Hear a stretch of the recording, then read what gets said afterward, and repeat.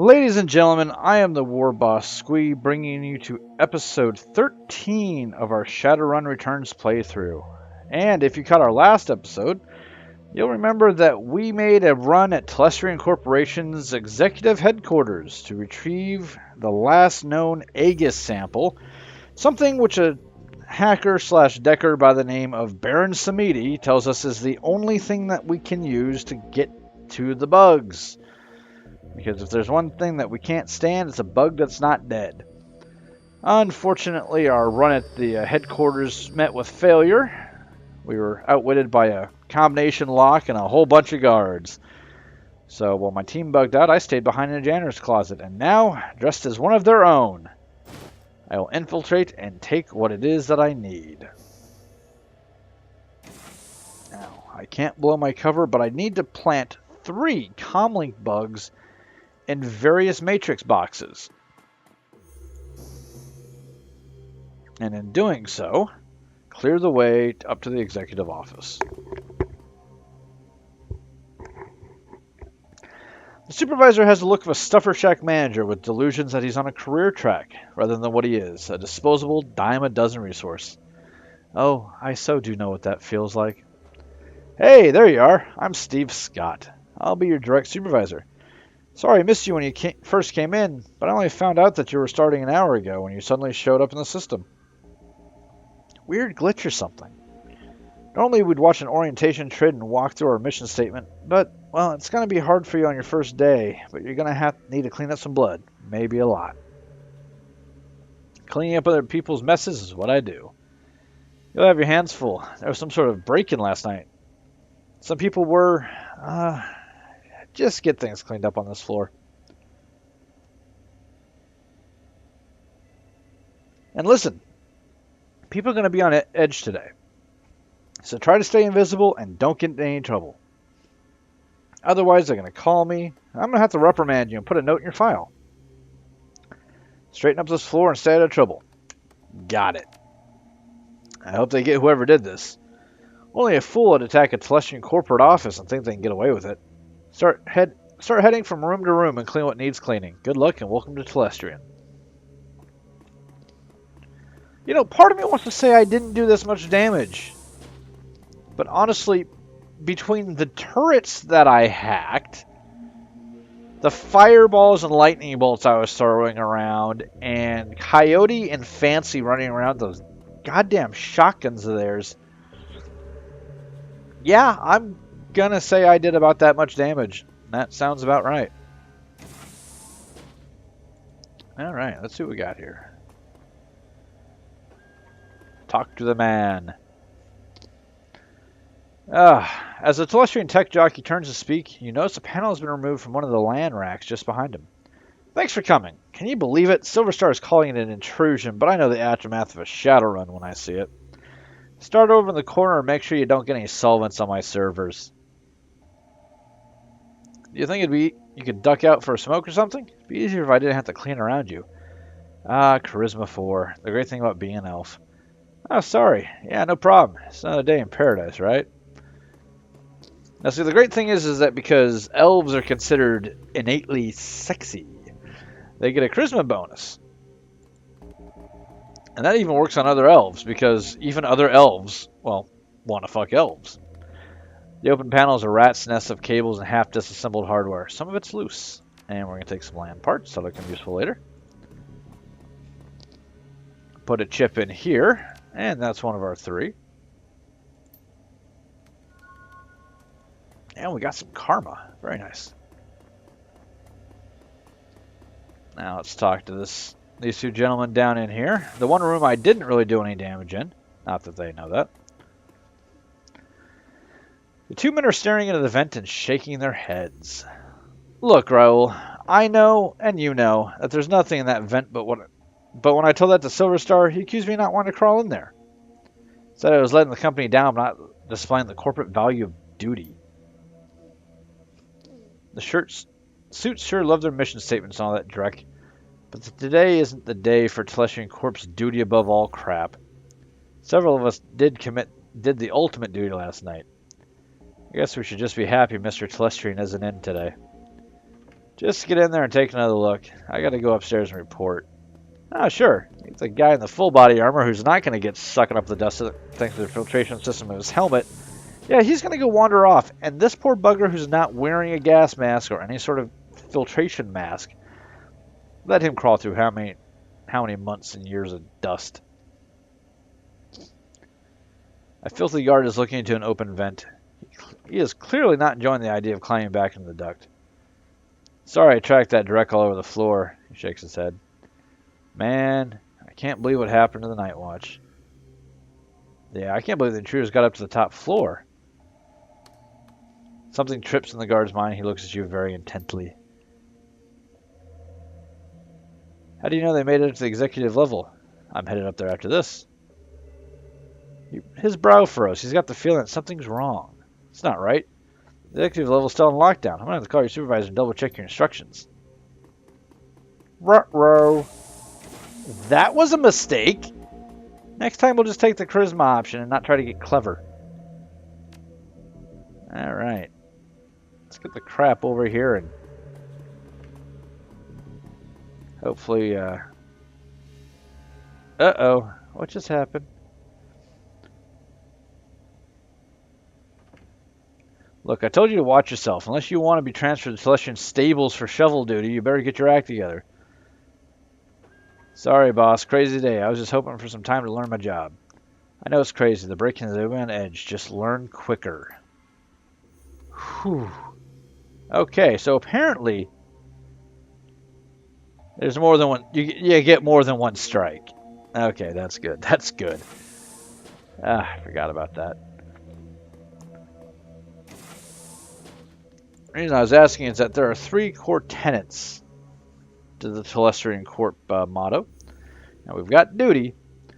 I'd say at this point it's not looking good. I don't know how it happened.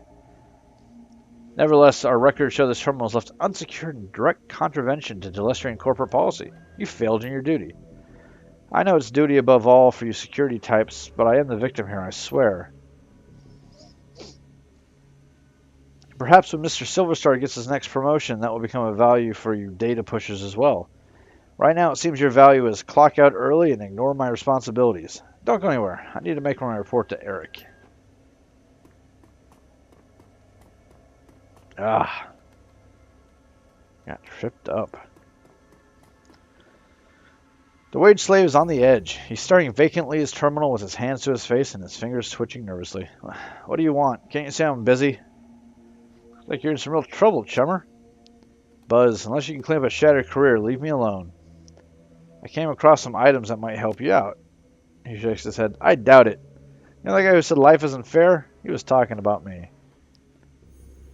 Alright, so skip these 2 options here. Go right for the charisma option because we are not dicking around. Security is bullying you, but I can make it look like your terminal is tampered with and no one would be the wiser. You're right. There's no reason I should let security push me around. He steals himself. Just do it quick.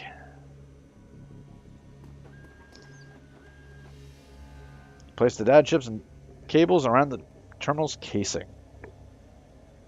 So basically, I made it look like somebody messed with his computer by putting random computer parts around his computer.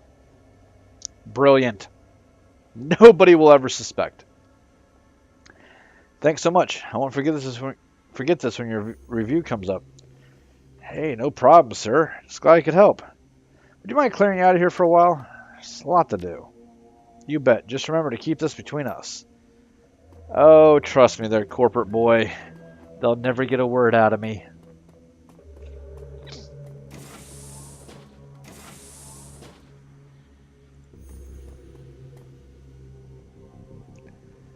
And the 3rd chip goes in.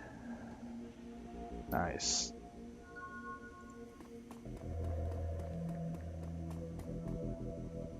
Now we talk to this fella.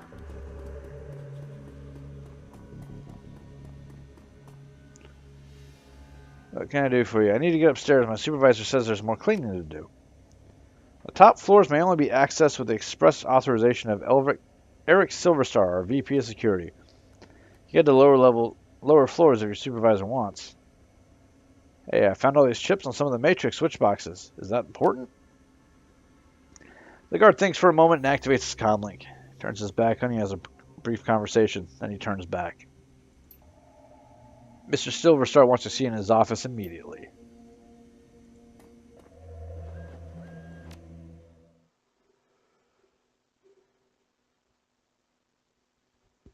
Collecting the brutish dog-eat-dog existence of a slum dweller is a far cry from the quiet desperation and existential nothingness of a corporate wage slave. And yes, I mispronounced that word. It happens every time. Yet after your time at Telestrian Industries, it's unclear which is more bleak. The elevator rises smoothly, its blanderized music assaulting you once again as you ascend to the executive floor and your goal. Now, the funny thing is that when we were in here last night,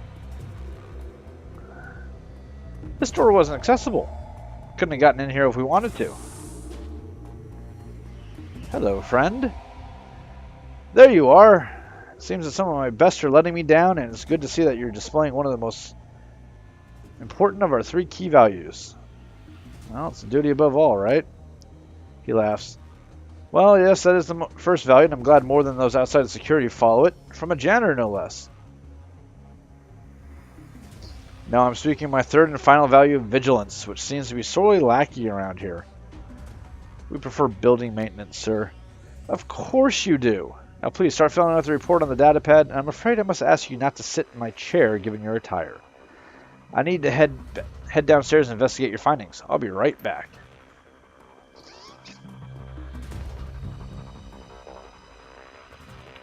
Your comlink begins to ring. You pick up.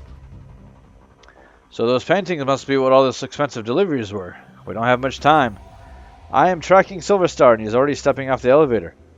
I don't think your disguise will hold up much longer. I'll update you on his movements. Hurry, mon ami.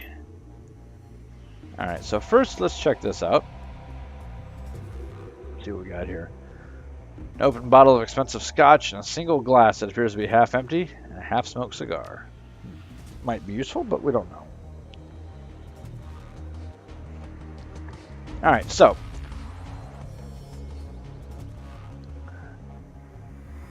This shows a profile of 3 elves in Telestrian security uniforms looking upward at a flag flying the Telestrian logo. The plaque reads Duty. Alright. There's that. Depicted as a clock tower at a train station in downtown Portland in the tier. The plaque reads Efficiency. Alright. There's a few guards, a tech worker, and a very nervous wage slave gathered in the boardroom and is beginning to question them. Alright, so, what's our third one? Vigilance. Lighthouse, probably vigilance. Yep. The painting is a small lighthouse in an intense storm at night, perched on a rocky outcropping. As light stabs into the darkness, the plaque reads Vigilance.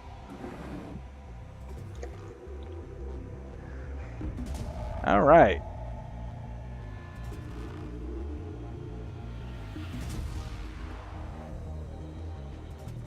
I guess I still can't take that yet. Come on. Oh, look at all the goodies. Too bad we can only take what we came for. There's a safe that has a large DNA scanner on the front, most likely keyed to Mr. Silverstar. See, I was getting ahead of myself. We want this stuff after we investigate the safe. Okay. Did you click on it? Thank you. Pick up the half-smoked cigar. I'm going to come back over here. I could really go for a cigar right about now, to be honest. Put the moist end of the cigar on the DNA scanner. With a click and faint hiss of escaping air, the safe opens. Take the sample. Great work, mon ami. The time for stealth has passed. It has set off every alarm in the system, but I have unlocked the executive elevator and your path is clear. Head to the elevator and make your escape. Alright. Let's bolt.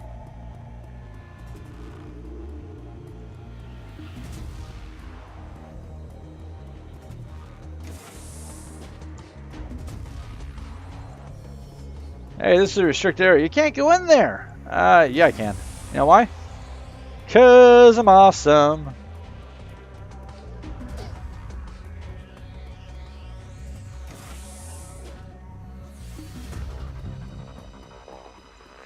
Alrighty.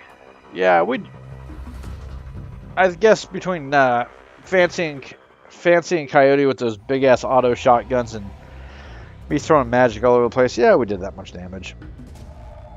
Well, well, well. Detective McCloskey stands smirking, surrounded by armed and twitchy Lone Star officers. Good morning, moron. Good morning, Detective McCloskey. It's a fine day for police corruption, isn't it? The smirk broadens. That's right, dummy. Keep flapping your jaw. That sort of thing is going to be perfect for where you're going. Ooh, is that a euphemism? Mr. Celestian wants to meet you in person. He wants to chat about last night's fun and games. You can come along quietly, or you can meet him in a body bag. He smiles wolfishly. Come on, Drek for brains, make the wrong choice. Let's get this over with. I have things to do. Damn. I was hoping to bring you in feet first. What a jerk.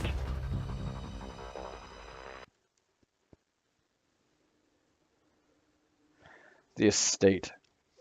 From the floor of the Lone Star Cruiser, you watch the tops of those office buildings disappear, replaced by the I-90 bridge. The nylon restraints binding your wrists and ankles, along with McCloskey's whistling to the radio, make for an unpleasant ride.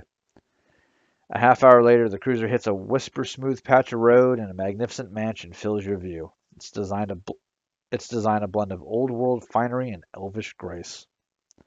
The car pulls to an abrupt halt, and you're dragged onto the driveway where McCloskey pulls a nasty-looking knife and cuts your bonds. You look up to see you're surrounded by a squad of green-clad ghosts, special forces from the tier. Damn. The elves and the Polish have words I just cannot pronounce. I don't know what it is. Massaging the feeling back in your numb extremities, you prepare to meet the man himself, James Telestrian III.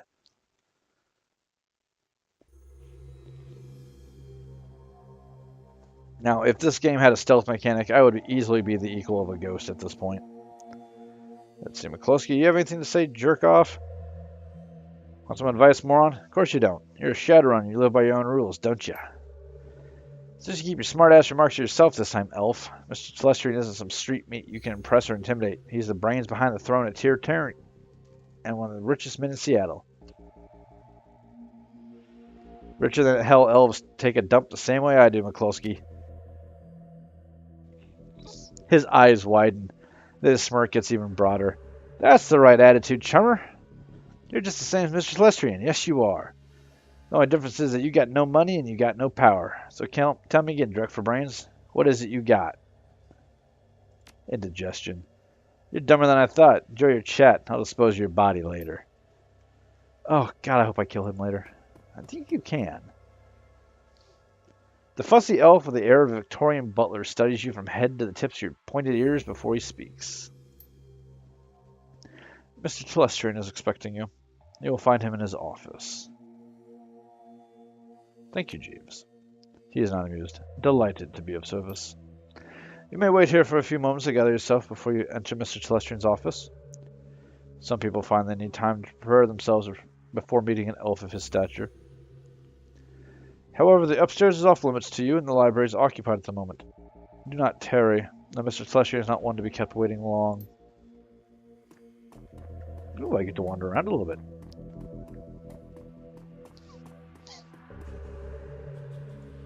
Yeah. There's a bit of an old rumor going around that says that the elves, specifically certain elves, have been around since the last age of magic, about 6,000 years ago, and have been secretly manipulating the world behind the shadows. Not in the shadows, but behind the shadows.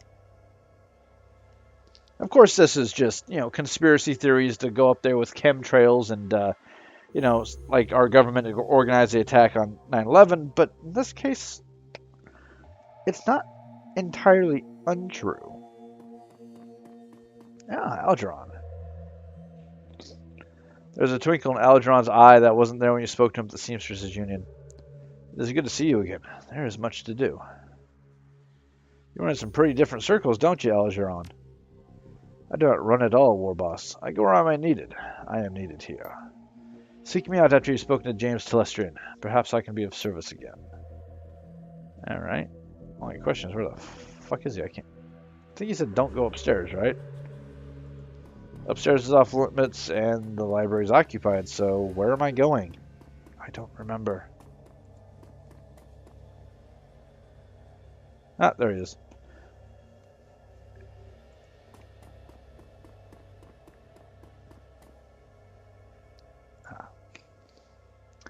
As you approach, James Telestrin III looks up from his computer screen built into the surface of his desk and assesses you. Calculating and cold. A practiced smile comes to his face. He vibes the kind of rich you don't get from Trivid. It's not the clothing or the trappings or the bow before your better's mansion. Something else. The feeling that you're being categorized as a resource or a liability or a pawn. I have been reviewing the results of your visit to my Seattle office last night. I admit they are impressive. You have generated a considerable amount of damage to my office complex, killed or wounded many of my security personnel, and cost my Vice President of Security his job. In 24 hours, you have accumulated quite a bill with me, sir. How do you intend to settle your debt?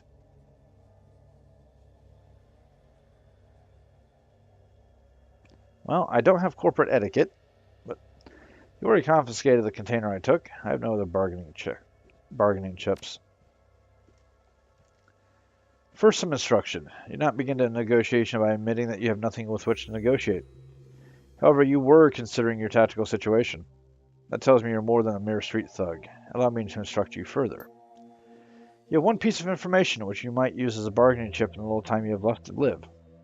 Why you took what you took. I'm interested to know why you and your team of criminals fought your way to my security teams up to my private office to access the Matrix and uncover the location of a simple research project.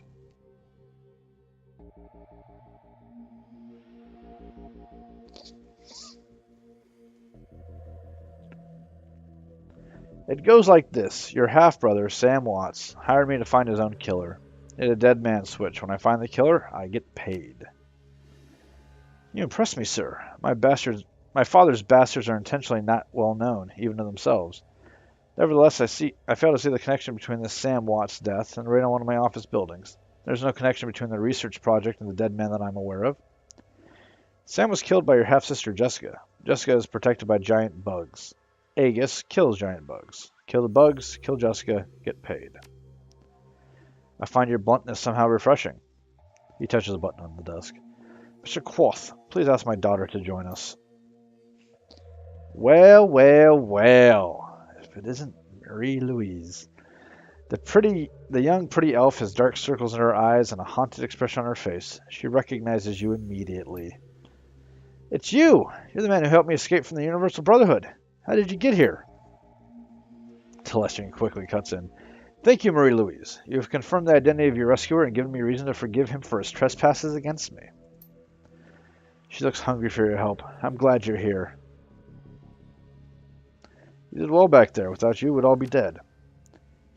She closes her eyes. Thank you, but I'm not sure that death wouldn't be better than this. I can't sleep at all. I'm afraid that this is a dream and I'll wake up and I'll still be there with the bugs. You can relax, Mary Louise. You are safe. It is over. No, it won't be over till they're all dead. She shudders. You didn't see them. You don't understand. Even those men you flew in here, all you do is talk. It's just like you to form a committee, Father. I knew someone had to take action. That's why I got Harkeem involved.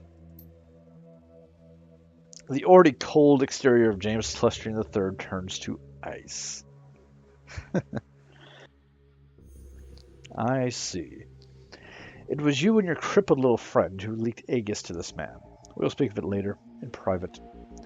Now then, War Boss, there are people I wish you to meet. The committee my daughter alluded to.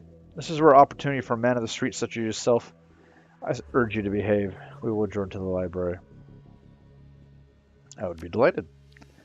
I don't know if that's sarcasm or not. Just behave.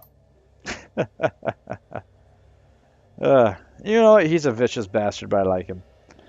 There's a weight in Telestrian's library, a sense of magnitude and of purpose. You're not only the presence of mere wealth, you're the presence of history. And that son of a bitch right there in the fucking red hair is Harlequin. That would be bad.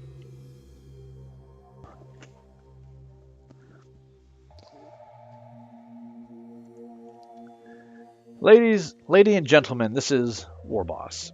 He is the elf who saved my daughter and the only one who has faced our common enemy in combat. Herr Brackhouse, what does a representative of the great dragon Lofwar have to tell us about the magical insect this Shadowrunner uncovered? Brackhouse speaks slowly with a deep, melodious German accent. He takes his time, accentuating each word, relishing each value and each consonant, tasting them if they were a delicacy.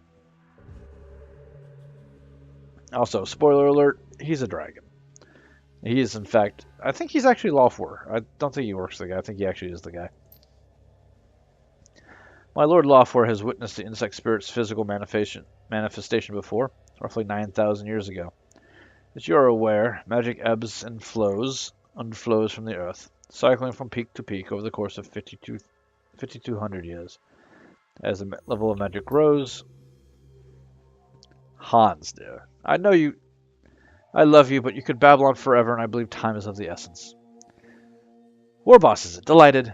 The bug you fought was not merely a magically awakened animal like a wyvern or a hydra or something else of the Sixth World. In fact, it isn't from this world at all. It is a physical embodiment of an insect spirit from another plane of existence. Hold on a second, please. Always so nice when your city's post office is so inept when your neighbor doesn't get her mail. The post office says, why don't you ask your neighbors? It might have gotten to them instead. Anyway, back to this. Now, our options are, I imagine that moving from one plane of existence to another isn't easy. Before you go on, I have to ask, who the hell are you and why are you dressed like that? Harlequin's not someone to fuck with. Is that why I couldn't kill it? Now, if I had adequate academic, I could actually impress him with my knowledge, but I can't. Exactly so. Your little buggy friend exists on both planes simultaneously. Now, an insect spirit can't simply thumb a ride through astral space and show up on Earth late for dinner. Dinner, in this case, being us. 2 elements are required to bring one from across the void, a shaman and a host. First, the spirit calls upon a shaman, often in dreams. The spirit seduces the shaman with promises of great power. The shaman then accepts the spirit as totem. Next, the insect spirit requires a suitable host. The best candidate are the disinfected and the disenfranchised. In short, the weak-willed. Their minds are the most susceptible to suggestion, which is helpful in making the transformation. As you may imagine, these are the sort of people who are easily attracted to a cult, such as the Universal Brotherhood. Finally, by performing that has to be a truly disgusting ritual, the shaman serving the insect totem implants the spirit into the host, willingly or not. Then it's feeding time. Harlequin is correct. The insect spirit will then slowly consume its host, while transforming it into the spirit's own insectoid body, thus manifesting itself fully on this plane.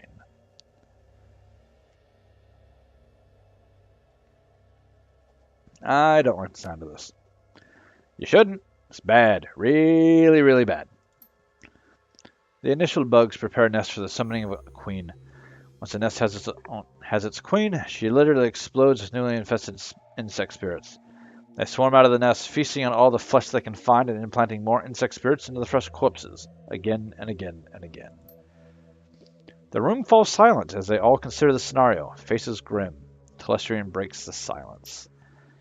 This is not an infestation, Warboss. It is an invasion. My Lord Lofwar knew this day would come, but he did not know precisely when nor where. Your rescue of Mr. Telestrian's daughter has exposed the existence of an insect spirit for the first time in the cycle of this world. Then why don't you just fire a cruise missile at the Brotherhood and call it a day? You have engaged the enemy. You know why. The insect spirit is only resident in the transformed host body. Conventional weapons can hurt the body, and expose the spirit, but the spirit itself exists on 2 planes. It cannot be destroyed by mundane means. Hence, Project Aegis. And it can't be destroyed by magic either, because I was throwing crap tons of it at it. Herr Telestrian's biotechnology and agricultural divisions worked with my Lord Lofwar's thaumaturgical engineers and designed Project Aegis to destroy an insect spirit once it's released from its host. The formula, a fluorescing astral bacterial strain, exists in the physical and astral plane at once and thus can affect the insect spirit. Now that was a mouthful. Did you memorize it all, or are you reading it off index cards? My director of R&D, Diane Ravenwood, will explain how Project Aegis will be used in the field. Dr. Ravenwood? Our weapons specialists have rapidly prototyped a delivery device for the fluorescing astral bacteria strain. They've created some prototype launchers which fire Aegis-filled shells. When fired, the shells will discharge a high-velocity stream of the bacteria. In order to destroy one of the bugs, it must first be damaged using conventional weapons or magic until the spirit is released from the host body. Then the insect spirit must be shot with the Project Aegis prototype launcher to destroy it.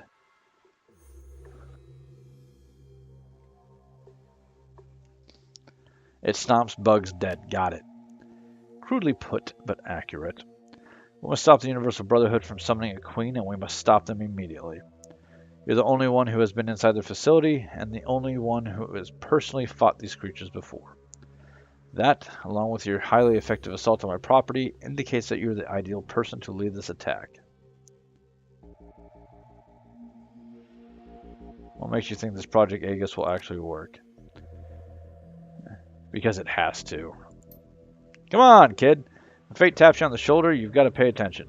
Unfortunately, she has a nasty habit of tapping you on the opposite shoulder, so that when you turn around, she's on the other side giggling at a journey schoolgirl. I hate that. Enough. Are you willing to undergo this mission, War Boss?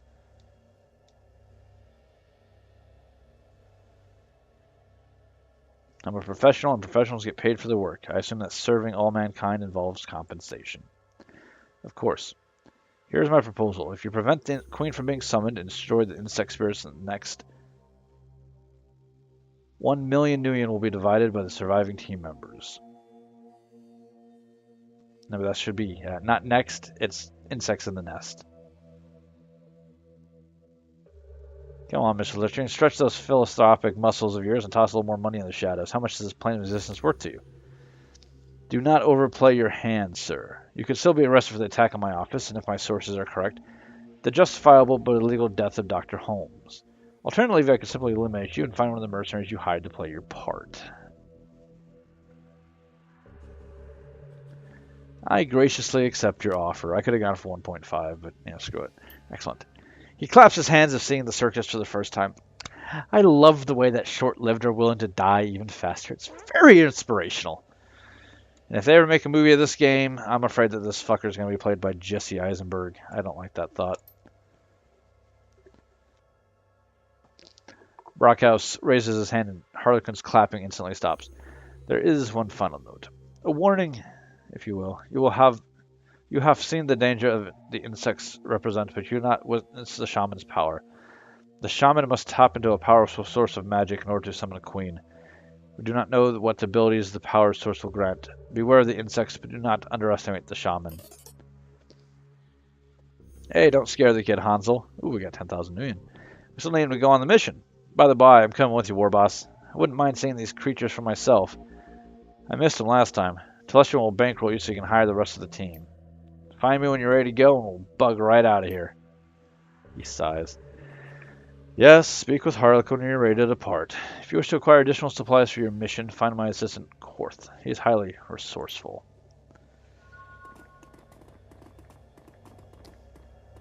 Alright. Oh, my goodness, this is going to be a hell of a day. Oh, first let's look at our karma. We have 40 karma. Let's spend some of it. Let's grab range combat 6. Pistol 6 for double tap.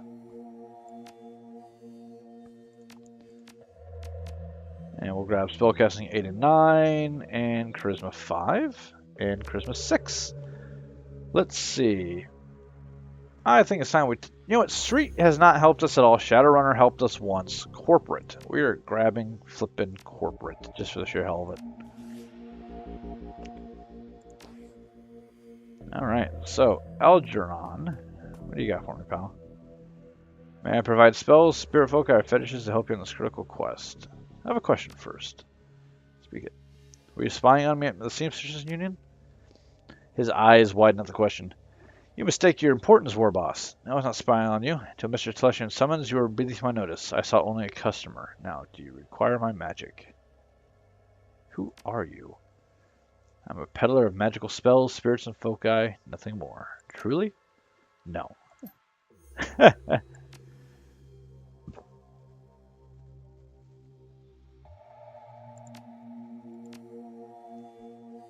Alright, let's see here.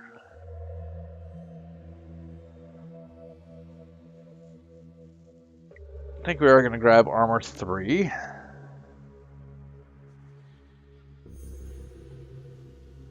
I'm not seeing a whole lot here, really flipping my lid here.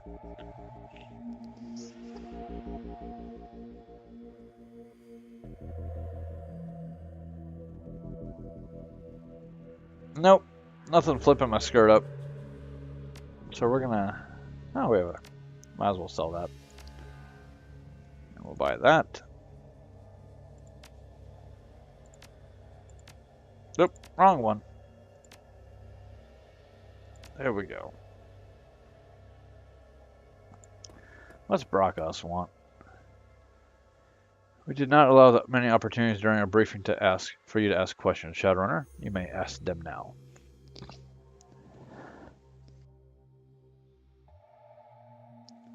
What's it like to serve a great dragon? The German man's eyes narrow. Do not misconstrue my relationship with Lord Lawfor. I do not serve. Yeah, you do. It's a great dragon. They're capable of wiping out an entire country in a matter of days. You serve him. Well, technically you are him, but still. How did the insect spirits get here? When the membrane between planes thins, insect spirits reach into the minds of a shaman and begin their manipulation, playing on weaknesses and offering unlimited power if the ritual is needed to bring the spirits here performed. Once the shaman takes on the insect spirit as a totem, they begin an inevitable decline into insanity, slowly losing their humanity. If Lawford had seen this before and knew another was coming, why didn't he move faster?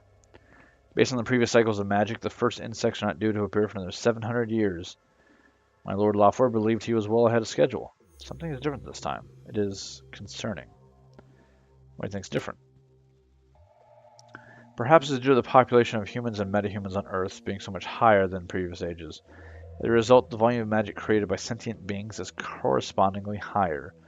Or perhaps it is the density of the population coupled with the advances of society and technology that has altered things. Magic has never returned to a world like this one before. The density of sentient beings, coupled with the density of information, coupled with the new concept, the technological persistence of memory, heightens the societal's existential angst. Thus, more people realize how truly horrible existence is, simultaneously. That, in and of itself, may be a form of magic. Laufer is studying the question now. Alright, so there's a little something that they don't explain in the game, but they do explain in the tabletop RPG. When the Awakening happened and magic started coming back to the world, a lot of people, the Wiccans, the Christians, American Indians, started finding that their rituals and religious rites actually started causing them to gain power. Well, the reason that the U.S. is completely broken up and has parts of Canada and lost most of the Midwest and the West Coast is because a good chunk of the American Indian tribes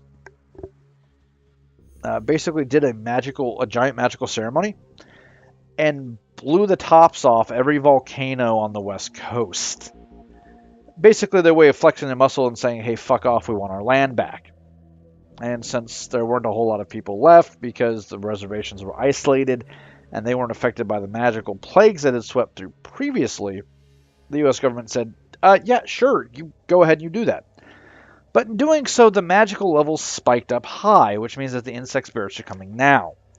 They want to come here as desperately as they can because the things that they're running from don't like them. As the level of magic in the sixth world grows, for lack of a better word, the distance between the various planes of reality decreases. When the membrane between the planes is thin enough, ritual magic may be used to draw beings from one to another. There should go. That's also how summoning spirits works. Alright, so we're not going to speak to Harlequin quite yet. Where is the butler? No, that's clustering. Let's see if we can talk to him again. Something I can clarify for you? Why was Marie-Louise taken by the Universal Brotherhood? He pauses before answering. The host for the Queen is chosen very carefully, as the interactions between the Queen and the lead shaman are critical. A family connection between the two rules is ideal.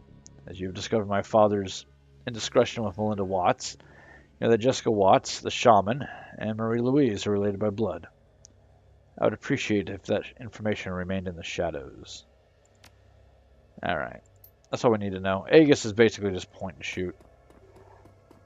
Hopefully I can get bullets for it for my Warhawk, because if I have to use some sort of specialized launcher, it may not work out. And then there's the young lady. I was listening. It sounds bad. Yep. Thank you for everything. Could be worse. Could be raining. It's Seattle. You look like you have a question. What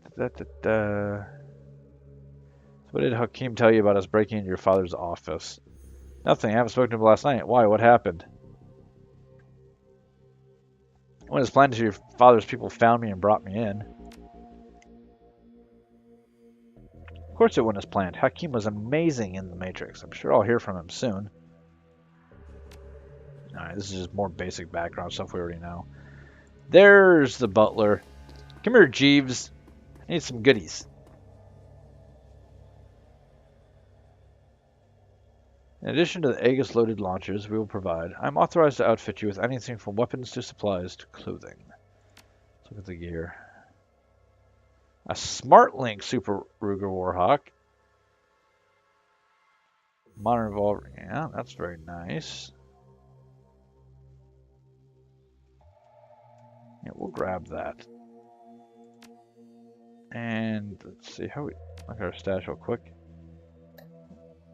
I'll sell that. We're doing pretty good on that stuff, so I think we'll just buy the gun.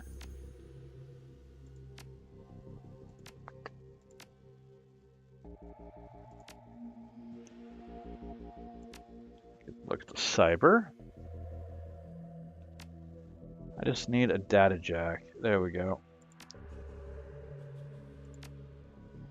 Alright, so because this doesn't take my essence down by a full point, only half a point, the cooldown on my spells will not be increased. Now, other things I could get are +1 strength and extra hit points from Alpha or Cyberarm. Now, the Alpha level Cyber is a little easier on your essence, but not a lot to really justify its price. Usually want to get into the Beta or Delta Wear before you start getting to the good stuff.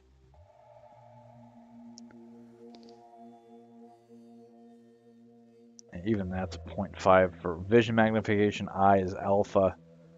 Yeah, that's way too damn expensive. Well, no, I'm thinking of like 4th edition when it's like 20 odd years in the future. Certain cybernetics like eyes are a lot cheaper on the essence just because they're a lot better. But yeah, back in the 50s, it was very, very hard on your body because it was so basic.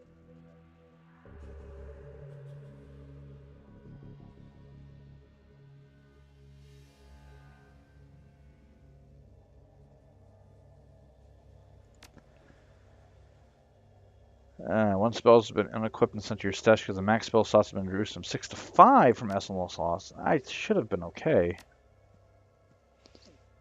And I have the right kind of armor. Okay. Thanks, I'm good. I guess we just need to go talk to Harlequin and pick up our team. Of course, I probably could have gone through that door over there.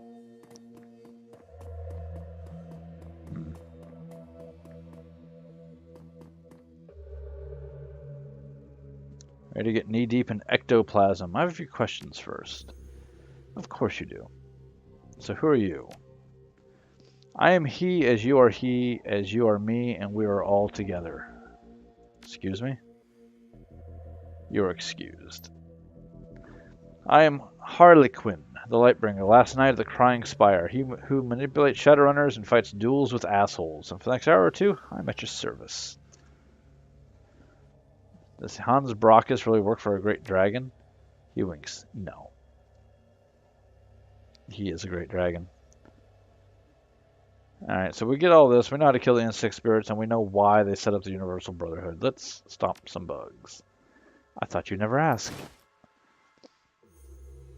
I suppose you should know, Telestриan's technicians have only time to create a few prototype Aegis launchers. I'll be taking one naturally. Another is for you. Treat her well. If you want additional bug-splattering firepower, James has agreed to allow one of his personal elite guard to accompany us with the final prototype weapon. And now let us be away. We have a date with Destiny, and she doesn't like to be kept waiting. Now, do I get to choose my team now? There we go. Yes. We're going to take Coyote, because she's been along for every other run. Now, the tier 10... Oh, God, I can't pronounce that shit. The Ghost. Forces a black banner from the Elven Nation of the tier. M23. It's got an Aegis Mark 1 launcher filled with magical insects to the side. It's got plenty of grenade goodies. High explosive phosphorus, concussions, high explosive grenades. Good med kits. So your range combat 6, shotgun 6, rifle 5, dodge 5. Close combat's not bad. He's got thermal plating. +2 armor, so his armor's 4.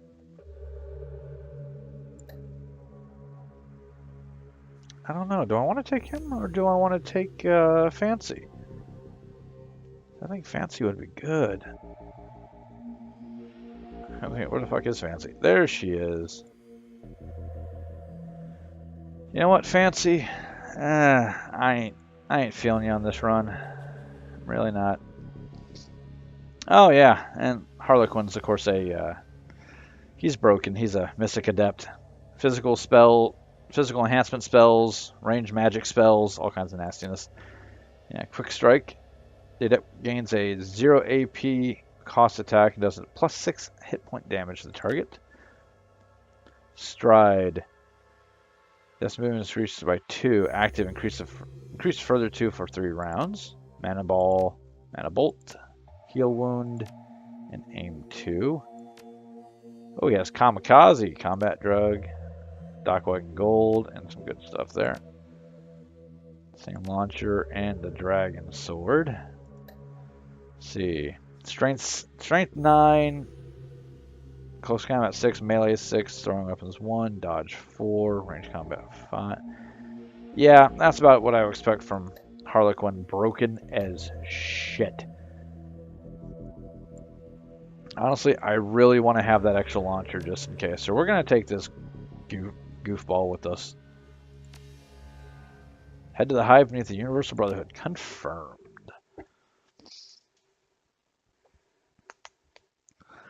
The hunt begins. Your return to the Universal Brotherhood is anything but subtle. The team hits the same back door Coyote found and you storm through a room where you last met Jessica and first encountered the bug. You stand there together, listening to the sounds of chittering coming from somewhere distant. Harlequin stares in the darkness, humming tunelessly while fingering the sword on his hip. Then he turns, lifts his Aegis launcher to his lips, and gives it a kiss. You give the signal, and hunt begins. Now, what spell I lost my Armor 3 spell. What do I want to give up? You know what? Mana Ball, not as useful as having an armor spell. I shouldn't have lost that, though.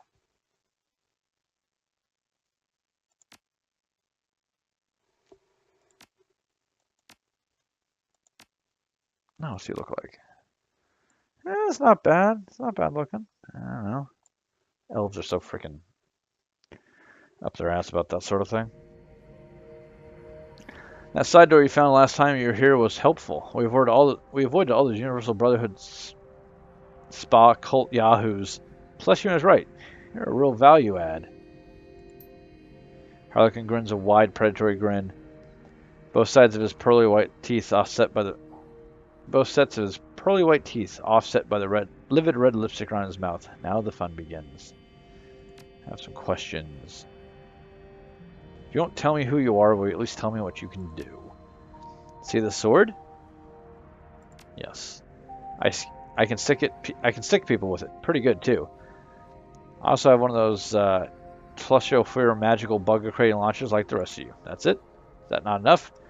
Beyond the tattoos that adorn my face, I have another, a recent addition, a place that only those closest to me will ever see. It is a dragon. Don't tell Hans. Oh, and I'm a powerful mage as well. I forgot that. Yeah, he's an ass. Alright, ladies and gentlemen, we're going to save it here. And we're going to go and continue on with the bug hunting and bug slaying next time. Which, depending if I can get Pokemon going, will be Tuesday. If not, we'll have the next episode of Shadowrun up on Monday. Regardless, I hope you guys enjoyed yourself. I had a blast. I'm tired. I'm going to bed. You guys are awesome. Peace.